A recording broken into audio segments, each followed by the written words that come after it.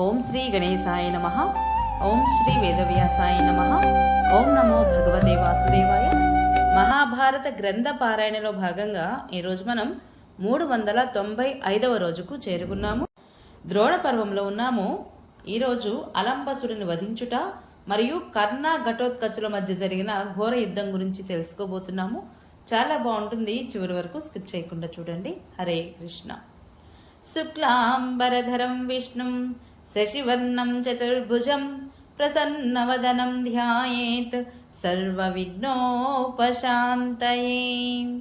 నారాయణం నమస్కృత్య నరం చైవ నరోత్తమం దేవీం సరస్వతిం వ్యాసం తతో జయముధీరయేత్. హరే కృష్ణ. ఇక మనం పారాయణ ప్రారంభించుకుందాము. సంజయుడు చెప్తున్నాడు ధృతరాష్ట్ర మహారాజుతోటి, మహారాజా, ఘటోత్కచుడు కర్ణుడిని వధించడానికి అతని రథం వైపుకు రావడం చూసి దుర్యోధనుడు దుశ్శాసనుడితోటి, తమ్ముడు, యుద్ధంలో కర్ణుడు పరాక్రమించడం చూసి ఈ రాక్షసుడు అతనిపై మహావేగంగా దాడి చేస్తున్నాడు. నీవు పెద్ద సైన్యాన్ని తీసుకుని వెళ్ళి అతనిని నిలువరించి కర్ణుడిని రక్షించు అన్నాడు.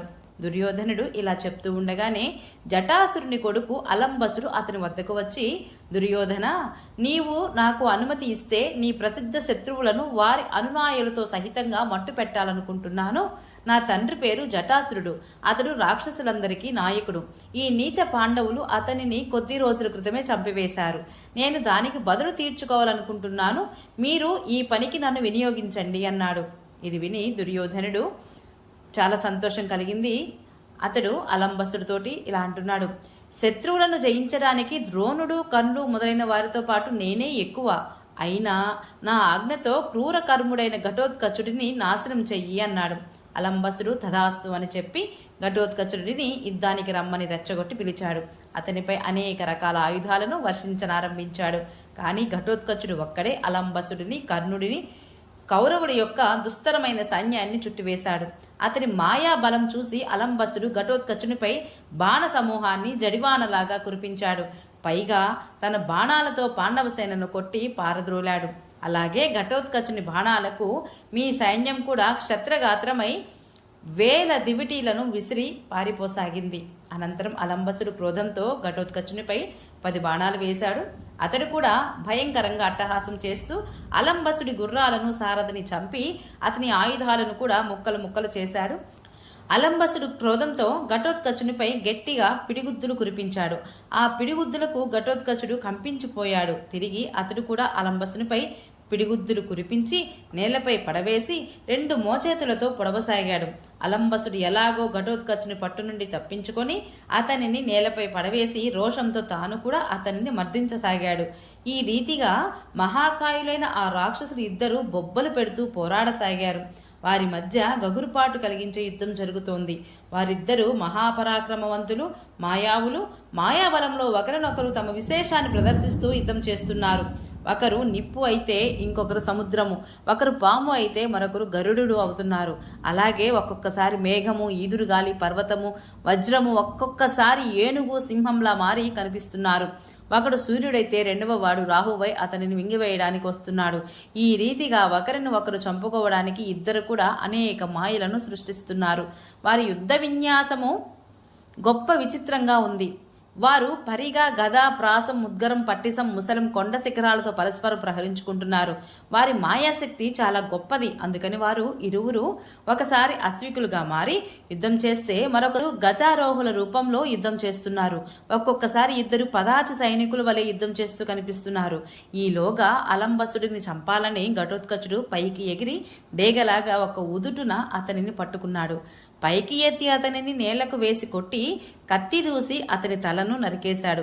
రక్తం ఓడుతున్న ఆ తలను పట్టుకొని ఘటోత్కచుడు దుర్యోధనుడి వద్దకు వెళ్ళి దానిని అతని రథం పైకి విసిరి, ఇడిగో నీ సహాయం కోసం వచ్చిన బంధువు, వీడిని నేనే చంపాను, చూశావు కదా వీడి పరాక్రమము, ఇక నీకు కర్ణుడికి ఇదే దశ పట్టడం చూస్తావు అన్నాడు. ఇలా అని ఘటోత్కచుడు వాడి బాణాలను వర్షిస్తూ కర్ణుడి వైపు వెళ్ళాడు. ఆ సమయంలో మనుష్యులకు రాక్షసులకు మధ్య అత్యంత భయంకరమైన ఆశ్చర్యజనకమైన యుద్ధం కొనసాగుతోంది. ధృతరాష్ట్రుడు అంటున్నాడు, సంజయ, అర్ధరాత్రి వేళ కర్ణుడు ఘటోత్కచుడు ఎదురుపడినప్పుడు వారి మధ్య ఎలాంటి యుద్ధం జరిగింది? ఆ రాక్షసుని ఆకారం ఎలా ఉంది? అతని రథము, గుర్రాలు, అస్త్రశస్త్రాలు ఎలాంటివి అని అడిగాడు. సంజయుడు మరలా సమాధానం ఇస్తున్నాడు ఈ విధంగా. ఘటోత్కచుని శరీరము చాలా పెద్దది, అతని ముఖము రాగిలాగా, కన్నులు ఎర్రని రంగులో ఉన్నాయి, పొట్ట అంటుకుపోయి ఉంది, తల వెంట్రుకలు నిక్కపొడుచుకుని ఉన్నాయి, గెడ్డాలు మీసాలు నల్లగా ఉన్నాయి, చెవులు చిలుక కొయ్యరలాగా, గడ్డం పెద్దదిగా, నోటి వెడల్పు చెవుల వరకు వ్యాపించి ఉంది, కోరలు పదునుగా భయంకరంగా ఉన్నాయి, నాలుక పెదవులు రాగిలాగా ఎర్రగా పొడవుగా ఉన్నాయి, కనుబొమ్మలు దట్టంగా, ముక్కు బండగా ఉంది, శరీరము నల్లని రంగుతో, కంఠం ఎర్రగా, దేహం కొండలా భయంకరంగా ఉంది, భుజాలు వెడల్పుగా ఉన్నాయి, తలకాయ పెద్దది, ఆకారము గుండ్రంగా ఉంది, చర్మం దళసరి, తల పైభాగం కేవలం సాగిన మాంసపిండమే, దానిపై వెంట్రుకలు మొలవలేదు, నాభి కప్పబడి ఉంది, నితంబ భాగం లావుగా ఉంది, భుజాలపై భుజబందులు మొదలైన ఆభరణాలు శోభిస్తున్నాయి, తలపై కాంతులినే కిరీటము, చెవులకు కుండలాలు, మెడలో బంగారు గొలుసు ఉన్నాయి. అతడు కంచుతో చేయబడిన మెరుస్తున్న కవచాన్ని ధరించి ఉన్నాడు. అతని రథం కూడా చాలా పెద్దది. దానిపై నలువైపులా ఎలుగు చర్మం పరచబడి ఉంది. అది 400 హస్తాల పొడవు, వెడల్పు కలిగి ఉంది. ఉత్తమమైన అన్ని రకాల ఆయుధాలు అందులో ఉన్నాయి. దానిపైన జెండా ఎగురుతోంది. అది 8 చక్రాలతో నడుస్తోంది. ఆ చక్రాల చప్పుడు మేక గర్జనను కూడా తలదన్నుతోంది. ఆ రథానికి 100 గుర్రాలు కట్టబడి ఉన్నాయి. అవి చాలా భయంకరమైనవి, కామరూపాన్ని ధరించగలవి, మనోవేగంతో నడిచేవి. అతని సారథి వేపేరు విరూపాక్షుడు. అతని ముఖము కుండలాల కాంతితో దీప్తిమంతంగా ఉంది. అతడు గుర్రాల పగ్గాలు పట్టుకొని వాటిని అదుపులో ఉంచుతున్నాడు. ఇటువంటి రథమెక్కి వస్తున్న ఘటోత్కచుడిని చూసి కర్ణుడు మహాగర్వంతో ముందుకు వచ్చి వెంటనే అతనిని నిలువరించాడు. ఇద్దరు అత్యంత వేగంగా ధనస్సులకు తీసుకుని ఒకరినొకరు గాయపరుచుకుంటూ బాణాలతో కప్పివేస్తున్నారు. ఇద్దరు శక్తులతో బాణాలతో గాయపరుచుకుంటున్నాడు. ఆ రాత్రిపూట యుద్ధము 1 ఏడాది పాటు సాగిందానంత సుదీర్ఘంగా నడిచింది. ఇంతలో కర్ణుడు దివ్యాస్త్రాలను ప్రయోగించాడు. ఇది చూసి ఘటోత్కచుడు రాక్షస మాయను ప్రయోగించాడు. అప్పుడు పెద్ద రాక్షస సైన్యం పుట్టుకు వచ్చింది. కొందరి చేతులలో శూలాలు, కొందరి చేతులలో ముద్గరాలు ఉన్నాయి. మరి కొందరు బండరాలను పట్టుకొని, కొందరు వృక్షాలను పట్టుకొని ఉన్నారు. ఆ సైన్యం చుట్టూ నడుస్తుండగా ఘటోత్కచుడు పెద్ద విల్లు పట్టుకొని ముందుకు వస్తూ ఉంటే అతనిని చూసి రాజులందరూ అదిరిపోయారు. ఘటోత్కచుడు భీషణంగా సింహనాదనం చేశాడు. అది విని ఏనుగులు భయంతో మూత్ర విసర్జన చేశాయి. మనుష్యులైతే చాలా అడలిపోయారు. అన్ని వైపుల నుండి భయంకరంగా రాళ్ల వాన కురియసాగింది. అర్ధరాత్రి వేళ రాక్షసుల బలం పెరిగింది. వారు విసురుతున్న లోహ చక్రాలు, భుసుండులు, శక్తులు, తోమరాలు, శూలాలు, శతఘ్నులు, పట్టిసలు మొదలైన ఆయుధాలు వర్షంలా కురుస్తున్నాయి. మహారాజా, మిక్కిలి భయంకరము, ఉగ్రము అయిన ఆ యుద్ధాన్ని చూసి మీ పుత్రులు, సైనికులు అడలిపోయి యుద్ధభూమి నుండి పారిపోయారు. గర్వంతో కర్ణుడు ఒక్కడే అక్కడ నిల్చున్నాడు. అతడే మాత్రము ఎదచెందడం లేదు. అతడు తన బాణాలతో ఘటోత్కచుడి మాయను ఉపసంహరించాడు. మాయ నశించిపోగా ఘటోత్కచునికి అభిమానంతో కూడిన కోపం కలిగింది. ఘోరమైన బాణాలతో ప్రహరించసాగాడు. ఆ బాణాలు కర్ణుడి శరీరాన్ని ఛేదించి భూమిలో కలిసిపోయాయి. కర్ణుడు 10 బాణాలతో ఘటోత్కచుడిని నొప్పించాడు. అతని మర్మస్థానాలకు గట్టి దెబ్బ తగిలింది. కోపం వచ్చి అతడు ఒక దివ్య చక్రాన్ని చేతబట్టి దానిని కర్ణుడిపై ప్రయోగించాడు. కానీ కర్ణుడి బాణాలకు ఆ చక్రం ముక్కలై భాగ్యహీనుని సంకల్పంలాగా సఫలం కాకముందే నశించిపోయింది. ఇక ఘటోత్కచుని కోపము హద్దు మీరింది. అతడు బాణవర్షంతో కర్ణుడిని కప్పివేశాడు. సోతపుత్రుడు కూడా వెంటనే తన సాయకాలతో ఘటోత్కచుడి రథాన్ని కప్పివేశాడు. అప్పుడు ఘటోత్కచుడు ఒక గదను తిప్పి కర్ణుడిపైకి విసిరాడు. కానీ కర్ణుడు దానిని బాణాలతో ఖండించి వేశాడు. ఇది చూసి ఘటోత్కచుడు ఆకాశంలోకి ఎగిరిపోయి అక్కడి నుంచి వృక్షాలను వర్షించసాగాడు. కర్ణుడు కూడా కింద నుండి బాణాలను వేస్తూ మాయావి అయిన ఆ రాక్షసుడిని నొప్పించసాగాడు. అతడు రాక్షసుని యొక్క గుర్రాలను అన్నింటినీ చంపివేసి రథాన్ని కూడా ముక్కలు చేశాడు. అప్పటికి ఘటోత్కచుని శరీరంలో బాణం గుచ్చుకోని చోటు 2 అంగుళాలు కూడా మిగలలేదు. అతడు తన దివ్యాస్త్రంతో కర్ణుడి దివ్యాస్త్రాలను ఖండించి అతనితో మాయా యుద్ధం చేయసాగాడు. అతడు ఆకాశంలో అదృశ్యంగా ఉండి బాణాలు వేయడం ఆరంభించాడు. ఆ బాణాలు కూడా కనపడడం లేదు. అతడు మాయతో అందరినీ భ్రాంతిలో పడవేస్తూ తిరుగుతున్నాడు. ఆ మాయా బలంతోనే మహాభయంకరమైన అశుభకరమైన ముఖంగా మారి కర్ణుడి దివ్యాస్త్రాలను మింగివేస్తున్నాడు. ఇంకా అతడు ధైర్యాన్ని కోల్పోయి నిరుత్సాహుడు అయినట్లుగా అనేక ముక్కలుగా ఖండితుడై పడిపోతూ కనిపించసాగాడు. దానితో అతడు చనిపోయాడనుకొని కౌరవులలోని ప్రముఖ వీరులు బొబ్బలు పెట్టసాగారు. ఇంతలోనే అతడు కొత్త కొత్త రూపాలు ధరించి అన్ని దిక్కులలోనూ కనిపించసాగాడు. చూస్తూ ఉండగానే అతనికి వందల కొద్ది తలలు పొట్టలు మొలిచాయి. శరీరాన్ని పెద్దదిగా పెంచి మైనాక పర్వతంలా కనిపించాడు. కొద్దిసేపటికే అంగుష్ట పరిమాణంలోకి మారిపోయాడు. సముద్రంలోని ఉత్తుంగ తరంగాలలా ఎగసిపడుతూ ఒకసారి పైన ఒకసారి అటు ఇటు కాసాగాడు. ఒక్క క్షణంలో భూమిని చీల్చుకొని నీటిలో మునిగిపోయాడు. మళ్లీ పైకి వచ్చి ఇంకొక చోట కనపడ్డాడు. ఆ తరువాత ఆకాశం నుండి దిగివచ్చి అతడు మళ్లీ తన సువర్ణ ఖచ్చితమైన రథమెక్కాడు. మళ్లీ మాయా ప్రభావంతోనే భూమి ఆకాశాలలో దిక్కులలో తిరిగి కవచంతో సన్నద్ధుడే కర్ణుడి రథం వద్దకు వచ్చి, సూతపుత్ర నిలు, నీవు నా నుండి ప్రాణాలు దక్కించుకుని ఎక్కడికి పారిపోతావు? నేడు ఈ రణరంగంలో నీ యుద్ధోత్సాహాన్ని నేను తీరుస్తాను అన్నాడు.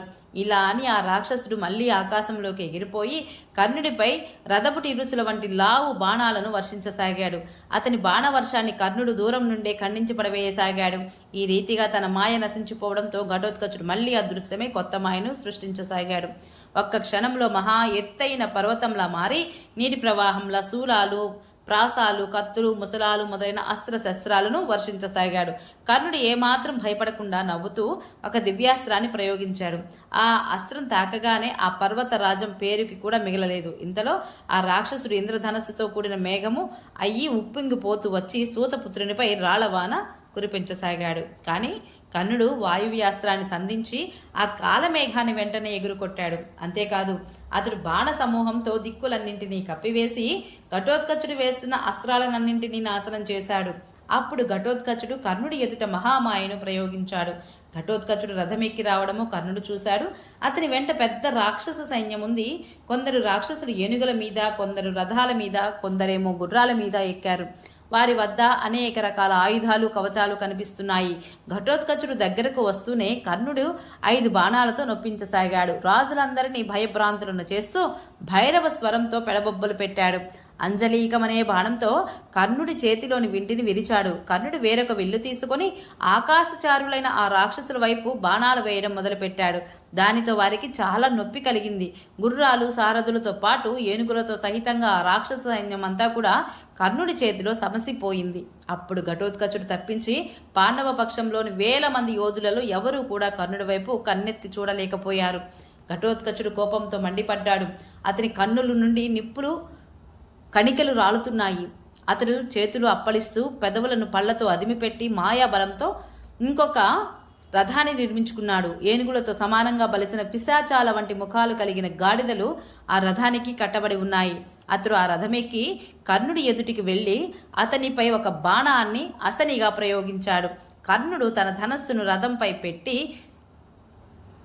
దూకి ఆ అసనిని చేతితో పట్టుకున్నాడు. దానిని మళ్లీ ఘటోత్కచుని మీదకే విసిరాడు. ఘటోత్కచుడు రథం నుండి దూకి దూరంగా వెళ్లి నిలబడ్డాడు. కానీ ఆ అసని యొక్క వేడిమికి గాడిదలు, సారథి ధ్వజంతో పాటు ఆ రథం కాలి బూడిదైపోయింది. ఆపై ఆ అసని భూమిలో కలిసిపోయింది. కర్ణుడి ఈ పరాక్రమం చూసి దేవతలు కూడా ఆశ్చర్యపోయారు. సమస్త జీవకోటి అతనిని ప్రస్తుతించింది. పైన చెప్పినట్లుగా పరాక్రమం చూపిన తరువాత కర్ణుడు తన రథం అధిష్ఠించి మళ్లీ రాక్షస సేనపై బాణాలు కురిపించసాగాడు. ఘటోత్కచుడు గంధర్వ నగరంలా మళ్లీ అదృశ్యమైపోయి మాయతో కర్ణుడి దివ్యాస్త్రాలను నశింపచేయసాగాడు. అయినా కర్ణుడు ధైర్యం కోల్పోలేదు. ఆ రాక్షసునితో యుద్ధం చేస్తూనే ఉన్నాడు. ఘటోత్కచుడు తాను అనేక రూపాలుగా మారి కౌరవ యోధులను భయభ్రాంతులుగా చేశాడు. ఆపై సింహాలు, వ్యాఘ్రాలు, పెద్ద పులులు, అగ్ని కెరటాలలా నాలుకలు చాపుతున్న పాములు, ఇనుప ముక్కులు కలిగిన పక్షులు అన్ని దిక్కుల నుండి కౌరవ సేనపై విరుచుకుపడ్డాయి. ఘటోత్కచుడు కర్ణుడి బాణాలకు గాయపడి అంతర్ధానమయ్యాడు. కానీ మాయమైన పిశాచులు, రాక్షసులు, యాతుధానులు, కుక్కలు, భయంకరమైన ముఖాలు కల తోడేళ్లు అన్ని వైపుల నుండి పుట్టుకు వచ్చి కర్ణుడిని తినేసేలాగా అతని వైపుకు ఉరికాయి. రక్తంతో ఎర్రగా ఉన్న భయంకరమైన అస్త్ర శస్త్రాలను తీసుకుని కఠినంగా మాట్లాడుతూ అతనిని బెదిరించసాగాయి. కర్ణుడు అందులో నుంచి ప్రతి ఒక్కరిని అనేక బాణాలతో కొట్టి తూట్లు పొడిచాడు. దివ్యాస్త్రంతో ఆ రాక్షస మాయను సంహరించి ఘటోత్కచుని గుర్రాలను కూడా యమలోకానికి పంపాడు. ఇలా మళ్లీ తన మాయ నశించిపోవడంతో ఇప్పుడే నిన్ను మృత్యుముఖానికి పంపుతాను అని చెప్పి ఘటోత్కచుడు మళ్ళీ అంతర్ధానమయ్యాడు. ఓం నమో భగవతే వాసుదేవాయ. ఈరోజు పారాయణ ఇంతటితో ముగిద్దాము. రేపు మనము భీమసేనుడు అలాయుధుల యుద్ధము మరియు ఘటోత్కచుడు అలాయుధుని సంహరించడం గురించి తెలుసుకుందాము. ఈ వీడియో మీకు నచ్చినట్లయితే please subscribe my channel, like, share, comment please. Thank you.